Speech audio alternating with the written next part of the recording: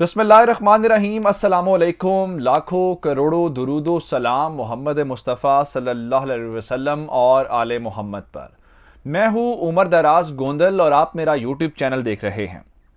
नाजरीन, कल एक हमला हुआ सऊदी अरब और मुत्तहिदा अरब अमारात के ऊपर, और उस हमले को लेके हमने अरबों के अंदर एक अफरा तफरी कल देखी थी। उसकी वजह यह थी कि बैक वक्त उन्होंने एक हफ्ते के अंदर सऊदी अरब और मुत्तहिदा अरब अमारात को दूसरी बार निशाना बनाया, और उसके फौरन बाद इन्होंने कुछ वीडियोस जारी की जी F-16 को इस्तेमाल करते हुए। देखिए जी, हमने लॉन्चिंग पैड तबाह कर दिए हैं जहां से हमारे ऊपर मिसाइल इस्तेमाल हुए हैं और ड्रोन्स इस्तेमाल हुए हैं।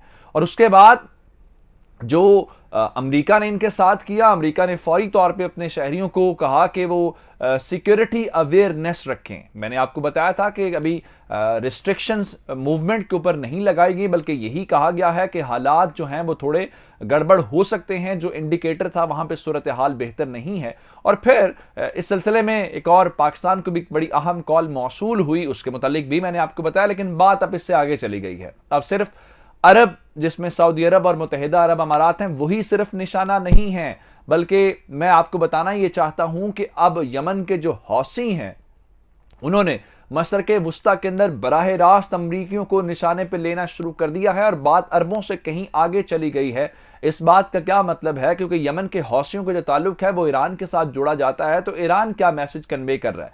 एक बात तो ये है। दूसरी जानिब एक और जो डेवलपमेंट हुई है वो ये है कि अमेरिका और ईरान के दरमियान एक बार फिर बराह रास्त मुज़ाकरात शुरू होने के मामला करीब पहुंच गया है। शायद यही वो वजह है, यही वो दबाव है, यहीं से कोई असर आया है, या इसके अलावा दीगर मामलात हैं। ये तमाम तफसीलात आपके सामने रखूंगा। लेकिन अगर आपने अभी तक चैनल सब्सक्राइब नहीं किया और आप चाहते हैं कि आपको मुस्तनद और बरवक्त खबरें मिलती रहें, तो हमारा चैनल सब्सक्राइब कर लीजिए, बेल आइकन के ऊपर क्लिक कर लीजिए, ताकि हमारी आइंदा आने वाली वीडियोस बर वक्त आप तक पहुंचते रहे। जनाब, कल अल दाफरा एयरबेस जो है उसके ऊपर हमला हुआ, और सऊदी अरब के अंदर भी जो इंडस्ट्रियल एरिया है वहां पे भी आके जो मिसाइल का सामान है वो गिरा, जो उसका मलबा जिसको आप कह सकते हैं। तो उसके नतीजे में दो गैर मुल्की शहरी, एक सूडानी और बंगाली, वहां पे जख्मी हुए। लेकिन मुत्तहिदा अरब अमारात ने बाकायदा फुटेज जारी की, एक तो हौसियों के ऊपर हमला करने की, दूसरा इन मिसाइल हमलों को नाकाम बनाने की। तो उनका हमें तो इस सिलसिले में कोई मसला नहीं है। लेकिन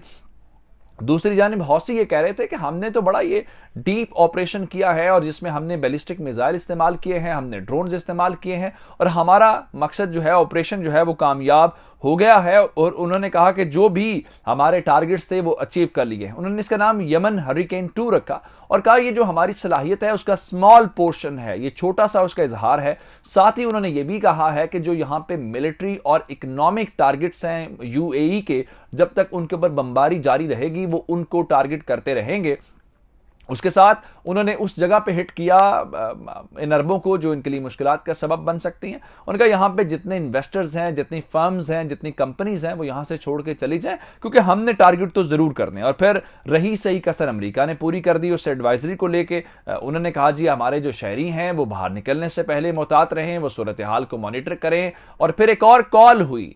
कॉल होने के बाद इमरान खान का जब नाम आया तो वली अहद मोहम्मद बिन जैद जो हैं उन्होंने पाकिस्तान के प्राइम मिनिस्टर को फोन किया। कहा यह गया लाहौर के धमाके के ऊपर सॉलिडेरिटी का इजहार किया गया। जिस दिन आपके ऊपर हमला हो उस दिन आप पाकिस्तान से क्या सॉलिडेरिटी का इजहार करेंगे? फिर मार्केट के अंदर ये बातें हुई, कयास सराइयां हुई कि नहीं, ये तो बुनियादी तौर पे पाकिस्तान से सिक्योरिटी मांगी जा रही है, पाकिस्तान की सिक्योरिटी लेने की बातें हो रही हैं। लेकिन अब मामला यहां तक नहीं है, मामला इससे कहीं आगे चला गया है। और अब वो जो अमरीकी हैं उनको भी हौसियों ने बाकायदा टारगेट करना शुरू कर दिया है। मैं आपको उससे पहले ये बताना चाहता हूं, यही वजह है कि शायद अमरीकियों के ऊपर हमला हुआ है तो सऊदी अरब वाले जरा और बौखला गए हैं कि अगर अमरीकियों के ऊपर भी हमला शुरू हो गया फिर अमरीका खुद को बचाएगा या हमें बचाएगा। उसके बाद इस वक्त जो प्रेस टीवी ईरान का है उन्होंने बताया है कि यमन के अंदर आज जो पिछले चंद घंटे हैं जब से उन्होंने हमला किया था मुत्तहिदा अरब अमारात के अंदर, उसके बाद से लेकर अब तक तबाह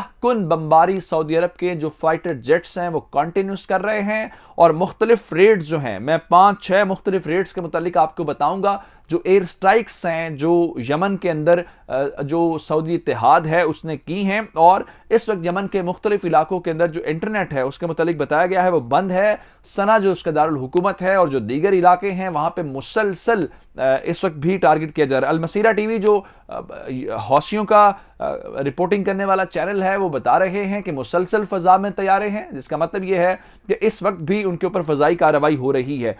मैं आपको अगर बताऊं तो अल नहदीन का इलाका है, अल हाफा का इलाका है, अल सबीन का इलाका है, फाज अतान का इलाका है, और ये जो अरहाब डिस्ट्रिक्ट है इसका जरबान का एरिया है। उसके अलावा एक और जो खतरनाक बात हुई है वो ये है कि अल हुसन का जो उनका डिस्ट्रिक्ट है उसके अंदर टेलीकम्युनिकेशन का जो सिस्टम है उसको भी टारगेट किया गया है, जिसकी बुनियाद के ऊपर वहां पे लोगों के पास जो इंटरनेट की फैसिलिटी है वो मुतासिर हुई है। कहा गया है कि इंटरनेट ब्लैकआउट है इस वक्त पूरे यमन के अंदर, जिससे सूरत हाल और खराब हो गई है।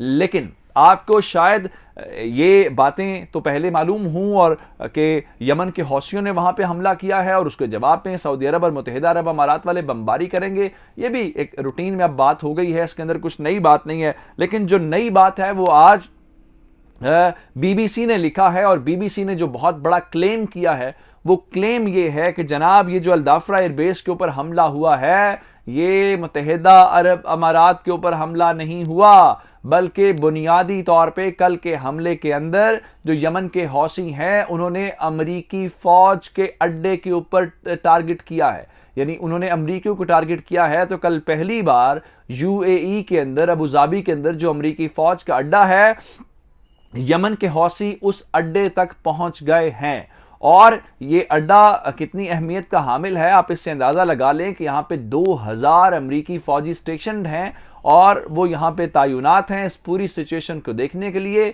अमरीकी सेंट्रल कमांड इन मामलात को देखती है, और जो यूएस सेंट्रल कमांड है उन्होंने इस बात की तस्दीक कर दी है कि ये बात दुरुस्त है कि कल उनके ऊपर हमला हुआ है। और उन्होंने बताया है कि एक तो अमारात जो यूएई के अपना मिसाइल डिफेंस सिस्टम या उनकी अपनी फौज है उन्होंने कार्रवाई की है, उसके अलावा जो पैट्रियट मिसाइल डिफेंस सिस्टम है कल पहली बार अमेरिका ने उसको भी एक्टिव किया है, क्योंकि हमला अमेरिकियों के ऊपर हुआ था और मैं आपको बता रहा था कि ये खामोश तमाशाई बने हुए इस सारी सूरत हाल को मॉनिटर कर रहे हैं। और इस चीज की तस्दीक जो है वो वॉशिंगटन में जो यूएई के सफीर हैं उन्होंने भी कहा है कि कल का जो हमला है वो अमेरिका और यूएई ने मिलकर नाकाम बनाया है। और उसके बाद अब वो रेट्रिक दोबारा से जो नेट प्राइस हैं उनके सामने ये सवाल रखा गया है कि क्या अमेरिका जो है वो इन यमन के हौसियों को दहशतगर्द ग्रुपों की फहरिस्त में शामिल कर रहा है।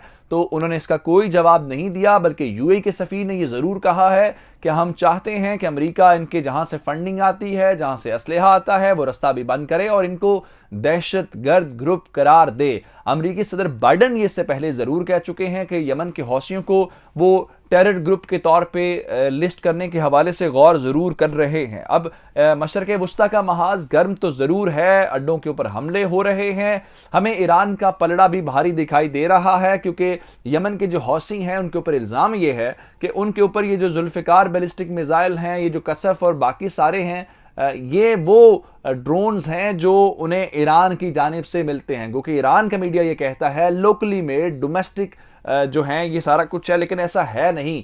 तो यमन के हौसियों का अमेरिका के अड्डे तक पहुंचना, उसके बाद अब खबर हमारे पास ये है, आपको मालूम होगा कि वियना के अंदर इस वक्त ईरान के जौहरी प्रोग्राम को लेकर टॉक्स चल रही हैं, जिसमें P5+ जर्मनी है, उसमें अमेरिका बराह रास्त बातचीत नहीं कर रहा, बल्कि जो उसको यूरोपीय इत्तेहादी हैं वो ईरान से बातचीत कर रहे हैं। अब खबर यह है कि अमेरिका के बाद ईरान भी इस बात के ऊपर राजी हो गया है कि दोनों ममालिक आपस में बराह रास्त बातचीत करें। आया ये वहां से डिप्लोमेसी ने अपना काम दिखाया है, या ये जो मशरक़ वुस्ता के अंदर काम चल रहा है और ईरान इस वक्त जो है वो बाहर बैठ के बड़ी खामोशी के साथ इस सारे मंजरनामे को एंजॉय भी कर रहा है और उसके हक में ये बात होती हुई नजर आ रही है। उसके बाद जो है अब वो राजी भी हो गया है, और अमेरिका तो पहले ही कह चुका है, वो ये समझता है कि अगर ईरान और अमेरिका आपस में बराह रास्त बातचीत करें तो उसके रिजल्ट्स डिफरेंट हो सकते हैं। तो ये भी पेशरफ्त है, लेकिन क्या इसका ताल्लुक इस बात से है? और दूसरा ये है कि अगर अमेरिका के फौजी अड्डे के ऊपर हमले हुए हैं तो इस वक्त तक जो एयर स्ट्राइक्स की गई हैं वो सिर्फ और सिर्फ सऊदी अरब की तरफ से हैं। अमेरिका ने इसके ऊपर रिटेलिएट क्यों नहीं किया इस मोमेंट तक, ये बड़ी इंटरेस्टिंग बात है कि सऊदी अरब ने तो एयर स्ट्राइक्स की हैं, 5 मुख्तलिफ राउंड्स हुए हैं एयर स्ट्राइक के, लेकिन अगर अमरीकी जो हैं वो इतने मुतमईन क्यों हैं या वो इतने पुरसुकून क्यों हैं। उन्होंने चलिए पेट्रियाट सिस्टम को एक्टिव करके उन मिसाइल हमले को तो उनके मुताबिक नाकाम बना दिया। यमन के हौसी कह रहे हैं सक्सेसफुल है, कामयाब है, लेकिन उन्होंने तो हौसियों के ऊपर कोई हमला नहीं किया। क्या वो सेंट्रल कमांड एक्टिव होगी या फिलहाल वो ईरान से बराह रास्त बातचीत करेंगे। जब तक की अपडेट्स थी, मुझे उमर दराज गोंदल को फेसबुक, ट्विटर, इंस्टाग्राम के ऊपर फॉलो कर सकते हैं। मेरा यूट्यूब चैनल सब्सक्राइब कीजिएगा। आपकी इस बातों का बहुत शुक्रिया। खुदा हाफिज।